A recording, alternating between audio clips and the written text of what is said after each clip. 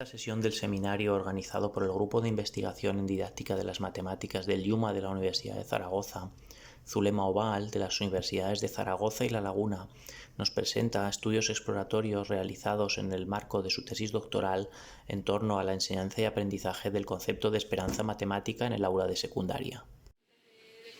Agradecerle que me hayan dado la oportunidad de estar aquí y poder presentarles el trabajo que he ido desarrollando junto con mi tutor de tesis. Y también simplemente mencionar que, como acaba de decir Pablo, estoy trabajando en Teruel, pero no dejo de pertenecer a la Universidad de La Laguna porque con la universidad, es en la universidad en la que estoy desarrollando la tesis. El título que he dado a este seminario es Estudio de la esperanza matemática en el aula de educación secundaria. Y como he mencionado, va a girar en torno al desarrollo es decir, la tesis que estoy desarrollando. Entonces, para ponerles un poco en contexto, para iniciar la tesis nos planteamos una pregunta, es decir, nos hicimos una pregunta inicial que era si era posible la enseñanza significativa del concepto de esperanza matemática en el aula de educación secundaria. A raíz de esa pregunta nos surgen otras tres nuevas preguntas, que es cómo razonan los estudiantes en entornos de incertidumbre, a qué factores atienden cuando tienen que tomar decisiones y qué ocurre si un juego se repite en una elevada cantidad de partidas. Todo ello desemboca en nuestra hipótesis de investigación, que es ver si la introducción de este estudio intuitivo y exploratorio del concepto de esperanza matemática con estudiantes de educación secundaria favorece un mejor conocimiento o comprensión de la incertidumbre y el azar. En cuanto a estudios que hemos encontrado que giran en torno a la esperanza matemática, encontramos el primero de ellos, que es de Solman y Anderson, que realizaron un estudio con estudiantes de 5 a 10 años, con los que concluyeron que estos eran capaces de identificar algunos de los componentes de este concepto de matemáticas y de la esperanza matemática. Luego encontramos también el de Lápido y Bonowitz, que también se centra en estudiantes de la misma edad que los autores anteriores, y en su caso, además de concluir que estos estudiantes muestran una intuición del concepto de esperanza matemática, también demuestra o llega a la conclusión de que son capaces de considerar otros aspectos distintos de la probabilidad y no solo centrarse en la probabilidad. Y luego tenemos el estudio de Guerrero Treviño, que en su caso realiza un estudio con un alumnado de bachillerato y lo que concluye o lo que identifica es que el alumnado es capaz de argumentar si un juego es equitativo o no lo es, haciendo uso del cálculo de la esperanza matemática. Entonces, algunos de los elementos que van a aparecer en nuestro estudio y que tenemos que tener presente es la favorización probabilística. También mencionar que, como dice Engel, es una competencia fundamental a adquirir desde edades tempranas, al igual que la fundamentación estadística, es la favorización estadística, perdón. Luego también, como se proponen en el estudio, distintos juegos o casos en los que tienen que tomar decisiones en entornos de incertidumbre, también son situaciones que van a conllevar o que van a presenciar el concepto de riesgo. Luego también mencionar que, aunque existen pocas investigaciones que giren en torno del juego equitativo, sí que, como dice Linster, desde edades tempranas o el alumnado evidencia o presencia ese sesgo de equiprobabilidad. Entonces nosotros tenemos que también tener presente que se puede presenciar este sesgo o identificar este sesgo en el razonamiento que dé el alumnado en el estudio.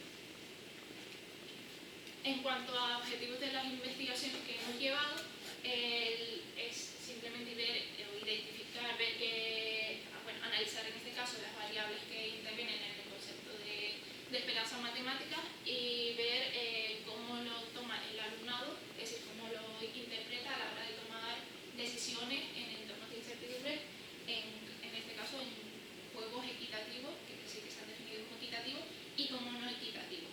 Entonces, las preguntas que nos planteamos es ver qué relevancia tienen estas variables en la interpretación de la esperanza, es decir, que intervienen en la esperanza matemática cuando el alumnado analiza esos juegos equitativos y no equitativos, y luego ver qué estrategias son las que usa el alumnado para transformar un juego no equitativo en un juego que sí sea equitativo.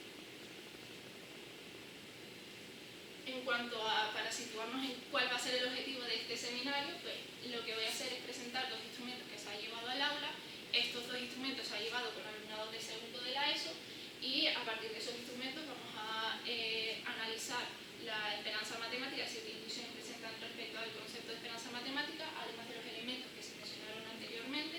Luego expondré también el análisis y discusión que se ha hecho en cuanto a estos dos instrumentos, es decir, la puesta en el aula y respuesta que ha dado el alumnado. Y luego, para finalizar, se presentará, no sé, se dará esa idea inicial que tenemos en cuanto a la elaboración de una rúbrica de análisis. También mencionar que el alumnado con el que se llevó el instrumento, el segundo de los instrumentos, durante el curso no había trabajado probabilidad. Es decir, en el caso del primer instrumento sí lo habían trabajado, en el segundo instrumento no lo habían trabajado a lo largo de ese curso. Entonces, para situarnos, el primero de los instrumentos es un juego que incorpora apuestas entre jugadores y en este caso van a intervenir dos jugadores. En cuanto a la composición, vemos que se consiste en una botella de extracción que está compuesta por distintas bolas de dos colores diferentes. Hay unas blancas y otras negras. ¿Qué ocurre? Que la cantidad de bolas blancas va a ser superior a las negras. Hay un total de 12 bolas blancas y hay 8 bolas negras. Luego, en cuanto a las apuestas, se ha planteado de modo que el jugador 1 va a ser el que apuesta a las bolas blancas y va a costar una cantidad de 200 euros, mientras que el jugador 2 va a apostar a las bolas negras, es decir, aquí se extrae una bola negra, una cantidad de 100 euros. ¿Qué pasa? Que aquí hay que tener claro que la ganancia realmente no va a ser de 300 euros. Si, por ejemplo, el color que se extrae es blanco, el jugador 1 lo que va a hacer es recuperar su apuesta, pero va a ganar 100 euros. Es decir, realmente su ganancia sería de 100 euros. Mientras que si se obtiene al extraer la bola es negra, el jugador 2 va a ganar 200 euros y recuperar los 100 euros que ha apostado. Esto es, bueno, cuando se le introdujo al alumnado se le explicó claramente en qué consistían las ganancias, qué era lo que iba a ganar cada uno de los jugadores a la hora de obtener un color u otro color. También mencionar que este juego el alumnado no lo manipuló, es decir, no es que él se haya llevado al aula las botellas de extracción y hayan manipulado esas botellas viendo que era lo que iba ocurriendo, sino que se les introdujo cómo funcionaba el juego y se les fue planteando distintas preguntas para garantizar que se había comprendido cuál era la dinámica del juego. Luego, teniendo en cuenta lo de las ganancias y la cantidad de bolas y la probabilidad de cada uno de los jugadores, vemos que la esperanza matemática en este caso se ha planteado de modo que es favorable para el jugador 2 de más 20 euros en este caso. En cuanto a la parte reflexiva, se le planteó al alumnado 3 preguntas, donde la primera de ellas es si se realiza una sola jugada, es decir, se trae una única bola, qué jugador era el que preferirían ser y que justificaran ese, que le dieran un razonamiento del motivo de su elección.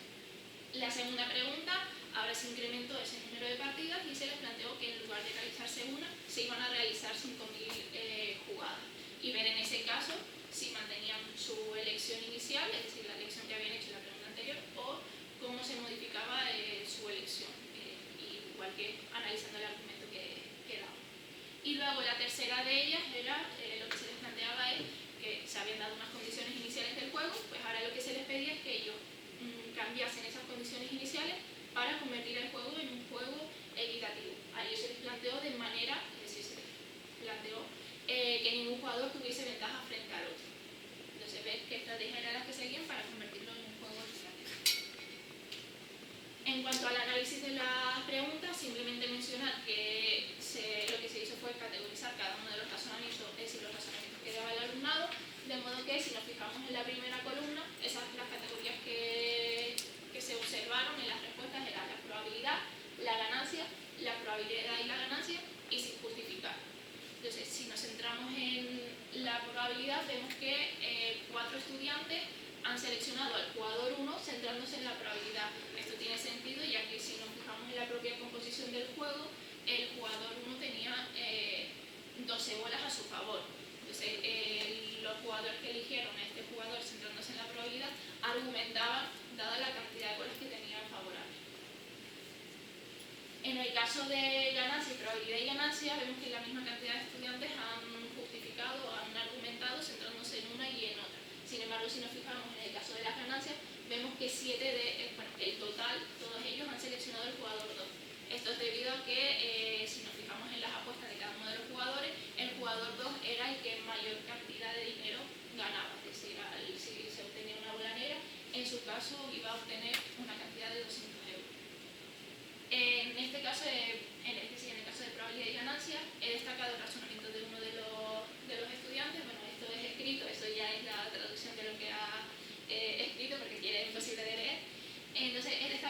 aspectos que nos han llevado a situarlo en esta categoría, que simplemente nos está diciendo que aunque hay más bolas blancas, va a perder más que el negro.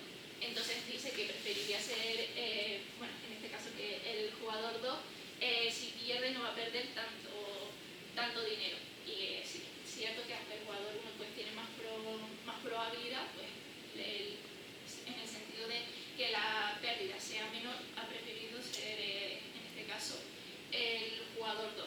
Aquí se puede ver un poco, evidenciar esa presencia o esa aversión al riesgo, es decir, prefiere no arriesgarse, bueno, en este caso arriesgarse, porque se está arriesgando a perder, pero su ganancia es mayor y su pérdida es menor. En cuanto a la segunda pregunta, aquí ya se les había planteado que en lugar de elegir centrándonos en una sola jugada, si iban a realizar 5.000 jugadas, en este caso, ¿qué jugador era el que preferirían ser? En este caso vemos que una mayor cantidad de estudiantes ha preferido ser el jugador 2, centrándose efectivamente en la ganancia, es decir, ver que como su ganancia iba a ser mayor, han preferido pues, este segundo jugador. Aquí pues he resaltado una de las respuestas que ha dado un alumno centrándose en la probabilidad y la ganancia. ¿Y por qué he destacado este razonamiento? Es porque cuando nosotros planteamos la situación, en este caso enviamos el instrumento al aula, no buscábamos que incorporasen elementos cuantitativos, es decir, al final buscábamos que ellos verbalmente pues, razonaran y justificasen, es decir, no íbamos buscando que incorporaran esos elementos. Sin embargo, hay algunos de los estudiantes que se ayudaron de esos cálculos para justificar el por qué preferirían ser un jugador u otro jugador. En este caso, este jugador lo que ha hecho es ver la cantidad de bolas que habrían a favor de uno u otro jugador y ver las ganancias perdidas que obtendría. Y de ese modo ve que el jugador 2 es el que acaba ganando más y por eso ha preferido ser ese jugador. Luego tenemos la tercera pregunta, que la tercera pregunta ya se les pedía que modificasen las condiciones iniciales para convertir el juego en un juego equitativo. En este caso, bueno, lo que vemos es que la mayoría de ellos se ha fijado en la probabilidad y la ganancia. ¿Qué ocurre? Que esto es engañoso. ¿Por qué es engañoso? Porque realmente lo que han hecho muchos de ellos es igualar tanto la probabilidad de los dos jugadores como la ganancia de los dos jugadores, justificando que así al tener ambos jugadores las mismas condiciones ya iba a ser un juego equitativo. Sin embargo, destaca también el razonamiento de dos estudiantes que han usado un razonamiento proporcional. Es decir, si nos fijamos en las apuestas, vemos que el jugador 1 apuesta el doble que el jugador 2. Entonces, este estudiante se ha dado cuenta de eso y lo que ha dicho es, pues lo que hago es quitar 2 bolas de las negras y de este modo ya tenemos que por cada bola negra salen 2 bolas blancas, equilibrando así las ganancias y la probabilidad en ambos jugadores. Me salté 2. En cuanto a fortalezas y debilidades que presenta este instrumento, bueno, es un instrumento fácil de implementar, simplemente se llevó al aula, se explicó en qué consistía el juego, se concluyó o se evidenció que el alumnado comprendía en qué consistía, cómo funcionaba, cuál era la dinámica del juego, y luego se pasó a la parte reflexiva. Y luego la otra de las fortalezas que nos permite distinguir las variables involucradas en el concepto de esperanza matemática, es decir, ver que el alumnado es capaz de razonar atendiendo a estas variables. Debilidades que encontramos, al final es un instrumento que involucra el concepto de las apuestas, entonces en el siguiente instrumento que mencionaré luego, lo que hemos intentado es alejarnos un poco del concepto de las apuestas y ver que es posible también introducir la esperanza matemática sin involucrar apuestas monetarias. Luego la siguiente debilidad es que, como se vio en la tercera de la pregunta, la estrategia para convertir un juego equitativo, es decir, uno equitativo en uno que fuera equitativo, la mayoría de los estudiantes lo que hacían era igualar, en este caso, la probabilidad y las ganancias de ambos jugadores. Entonces lo que hemos propuesto para ese segundo instrumento es que apliquen dos estrategias diferentes, buscando ver que empleen o intentando que empleen estrategias diferentes a las que sea igualar las variables, en este caso, que intervienen en el concepto de esperanza matemática. Entonces, para este segundo instrumento nos hemos centrado o hemos tomado de referencia los instrumentos que han usado, en este caso, Ana Serrador y Lapido y Bonowitz en sus respectivos estudios. En En el caso de Ana Serrador propone un bingo de suma de números enteros para estudiar la toma de decisiones del alumnado, mientras que Lápido de Iwanowitz sí usa unas cajas misteriosas, donde unas cajas son conocidas y otras son desconocidas, para hacer un estudio de la esperanza matemática. Entonces nuestra propuesta, lo que hemos hecho es combinar estas dos ideas para proponer el segundo instrumento. Este segundo instrumento está compuesto por 4 juegos. ¿Cuál va a ser la dinámica del juego? El juego es de 2 jugadores. Cada jugador va a tener delante de sí mismo una cantidad de fichas. Esas fichas tienen inscrito un valor un número entero. ¿Qué ocurre? Que esas fichas van a estar boca abajo, de modo que ellos no son conscientes de qué número es el que está grabado en cada una de las fichas. Entonces, una vez lo tienen posicionado boca abajo, mezclan esas fichas y seleccionan una. El valor que tenga inscrito esa ficha la van a anotar, es decir, van a hacer un registro de las puntuaciones que van sacando. Una vez ha apuntado ese valor, la vuelve a posicionar boca abajo, mezcla y vuelve a seleccionar otra aleatoriamente y vuelve a apuntar. Estos se van alternando entre los 2 jugadores, es decir, primero un jugador 1 selecciona de su conjunto, luego el jugador 2 de su conjunto y así. Este procedimiento se repite durante 10 elecciones, y hacen 10 elecciones de ficha, y al finalizar las 10 partidas, el jugador que mayor acumulación de puntos haya obtenido será el jugador que gana. En este caso, bueno, como ya he mencionado, está compuesto por 4 juegos.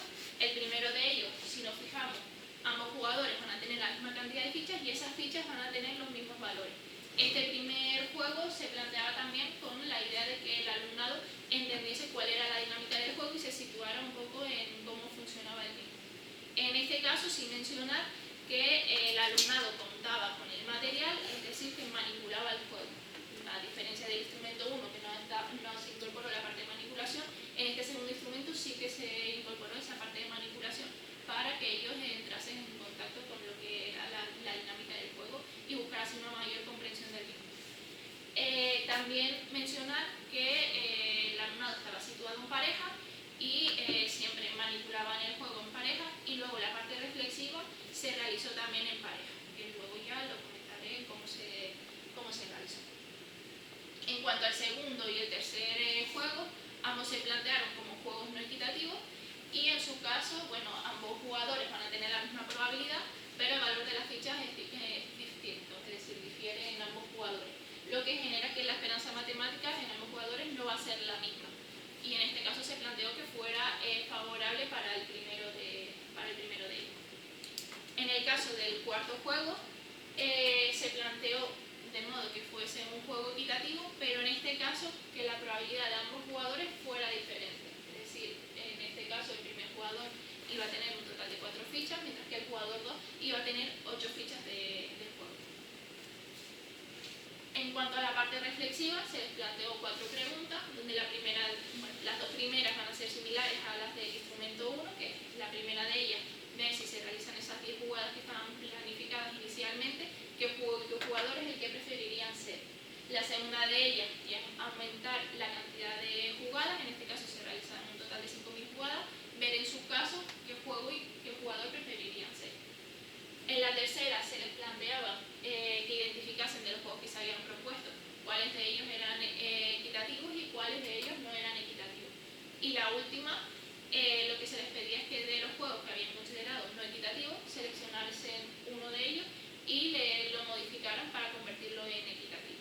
En la cuarta pregunta se les pedía que realizaran 2 modificaciones distintas. Si nos situamos en el análisis, simplemente pues mencionar que en este caso se categorizó las respuestas del alumnado al igual que en el instrumento 1, pero aquí surgen 2 diferencias. En este caso, al no haber ganancias, cambiamos las ganancias por valor de las fichas, mientras que aquí ya surge la categoría de experiencia, que ocurre que en el instrumento 1, al no haberse manipulado, es decir, al no haberse manipulado el juego, no podían justificar su respuesta basándose en los resultados de la partida, mientras que aquí alguno de los estudiantes sí que se centraba en el resultado que había obtenido en la partida para seleccionar un juego o un jugador. Centrándonos en esa primera pregunta, vemos que el juego 1 lo ha seleccionado, bueno, aquí sí que no lo había tenido, es decir, no lo había mencionado anteriormente, mencionar que hay 22 estudiantes, pero como había mencionado, esos 22 estudiantes trabajaron en parejas, realmente salen 11 parejas. ¿Qué ocurre? Que algunas de esas parejas llegaron a un acuerdo en sus respuestas. Hay otros estudiantes que no llegaron a acuerdo. Por lo tanto, a la hora de posicionar en una categoría u otra, lo que se ha puesto es el número de estudiantes. Por ejemplo, aquí realmente esta respuesta se corresponde a una pareja. Lo único que como la pareja está formada por 2 estudiantes, se ha puesto que son 2 estudiantes los que han seleccionado el juego 1. Esto nos permitía pues, distinguir los estudiantes que no habían llegado a un acuerdo.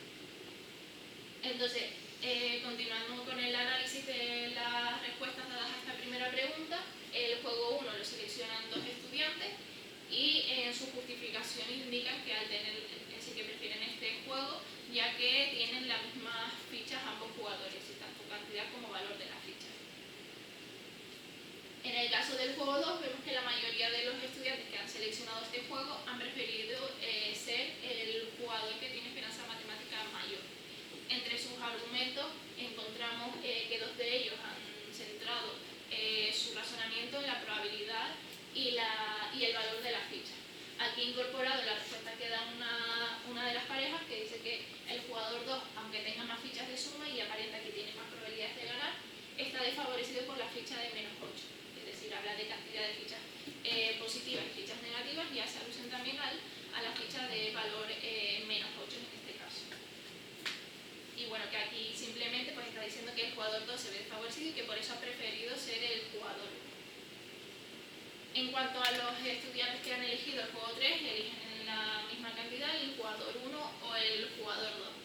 Aquí he hecho referencia a un tipo de respuesta de probabilidad y otro de valor de las fichas, también para que vean cómo se ha ido categorizando cada una de las, cómo se han identificado las respuestas en cada una de las categorías. En el caso de la probabilidad, pues indica que porque hay más números positivos que negativos.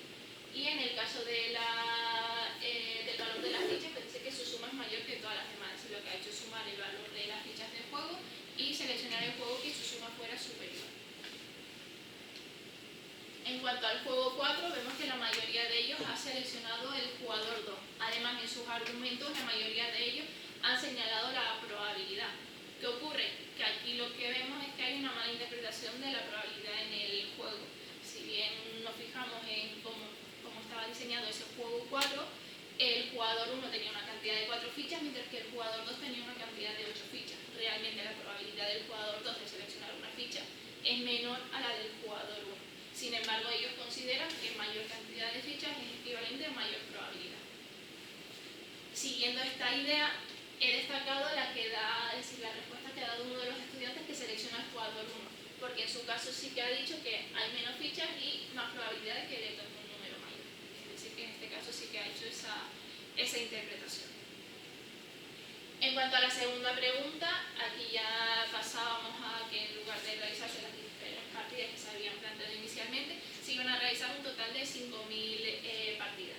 Vemos que en este caso hay un incremento de estudiantes que seleccionan el jugador 3 y que además seleccionan el jugador 1, que es el jugador que tenía mayor esperanza matemática.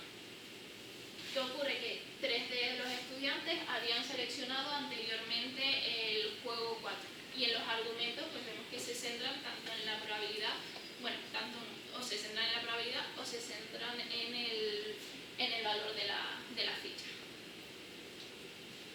Luego vemos que en cuanto al juego 1 hay 2 estudiantes más que han decidido o que han considerado que al elevar el número de partidas les beneficiaba el trabajar con un juego que ambos jugadores tuviesen las mismas condiciones de juego, siendo ahora 4 estudiantes los que seleccionan ese juego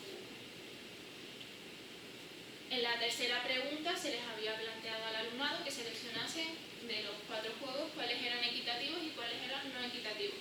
El juego 1 todos han considerado que es un juego equitativo, ya por la propia composición del juego, mientras que el juego 2 y el juego 3, algunos estudiantes han seleccionado que es no equitativo, otros que es equitativo, y en sus argumentos la mayoría de ellos en lo que se centran es en el valor de la ficha. Mientras que el juego 4, la mayoría de ellos ha considerado que no era equitativo y precisamente el argumento que han dado es que no presentan la misma probabilidad y por tanto no es equitativo.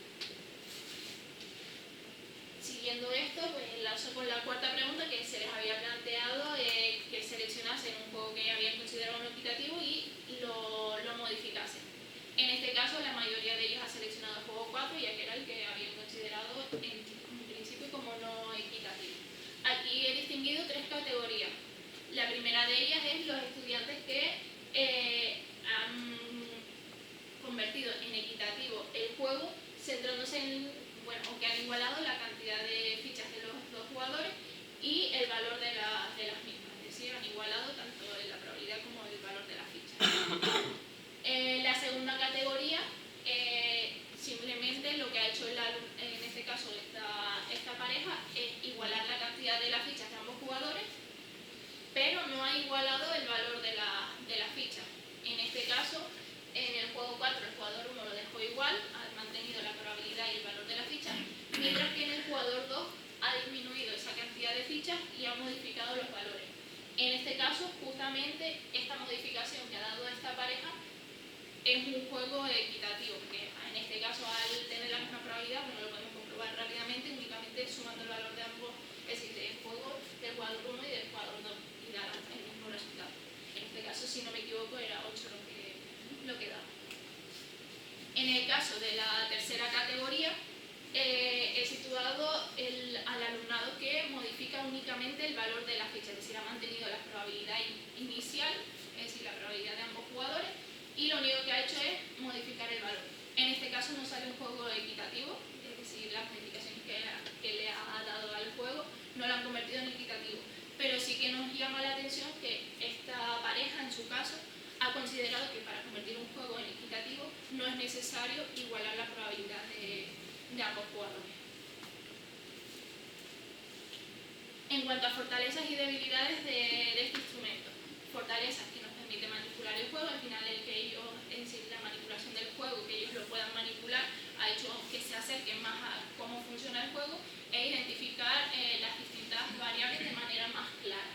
Luego, la segunda ventaja o fortaleza que presenta el instrumento es lo que acabo de mencionar, que nos permite distinguir con claridad las variables involucradas con el concepto de esperanza matemática. Y luego que nos alejamos del concepto de las apuestas, queríamos introducir un instrumento que no involucrase apuestas entre jugadores. Debilidades: requiere un mayor tiempo de implementación. Sí es verdad que en algunas ocasiones nos hemos visto faltos de tiempo y hemos tenido que a lo mejor quitar tiempo de otra de las sesiones, entonces pues esa es una de las pequeñas debilidades que presenta ese instrumento. Luego, que no se reflejan los aspectos que había mencionado anteriormente de la esperanza matemática. Y en cuanto a la parte de la reflexión, lo que les había mencionado era que el alumnado había contestado en pareja. ¿Qué ocurre? Que esto dificultó el análisis y tuvimos que optar por la estrategia de, pese a dar una respuesta conjunta, verlas como respuestas individualizadas. Entonces, una de las cosas que hemos mejorado de cara a luego llevarlo al aula es que la parte reflexiva, es decir, pese a ellos manipular el juego en pareja, la parte reflexiva se realizase de manera individual. Entonces, ahora, para situarnos en qué punto estamos ahora, estamos en el proceso de diseñar una rúbrica de análisis, es decir, como he mostrado en las respuestas, en el análisis de la respuesta del alumnado, lo que hemos hecho hasta ahora es categorizar las respuestas del alumnado.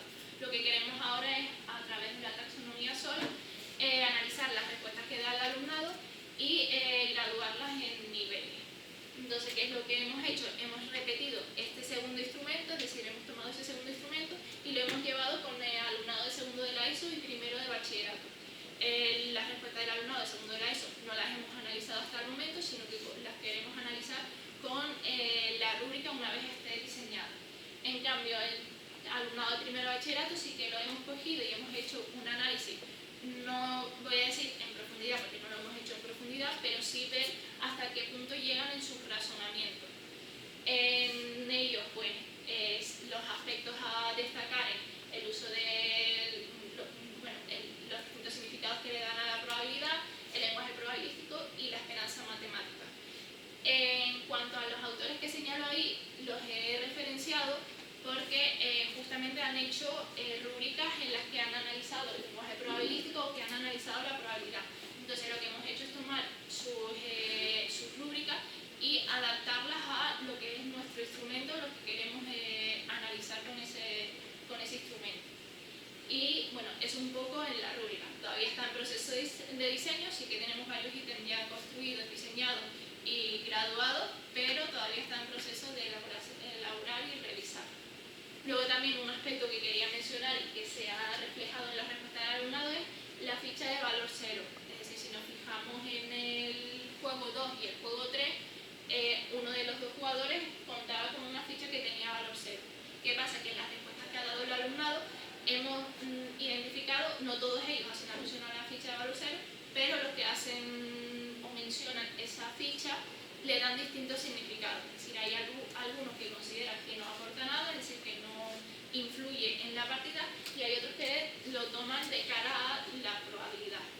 También mencionar que en el alumnado de primero bachillerato también se evidenció más esos elementos cuantitativos, es decir, ese cálculo de la probabilidad. También es cierto que con el alumnado de segundo de la ESO, ellos previamente no habían trabajado en ese curso la probabilidad, desconozco si en cursos anteriores lo habían trabajado, pero sí es verdad que en el análisis que realizamos no se evidenció ningún elemento cuantitativo, la introducción de elementos cuantitativos, mientras que en primero de bachillerato sí que intentaban justificar en algunas ocasiones mencionando pues, la probabilidad que presentaba cada uno de los jugadores.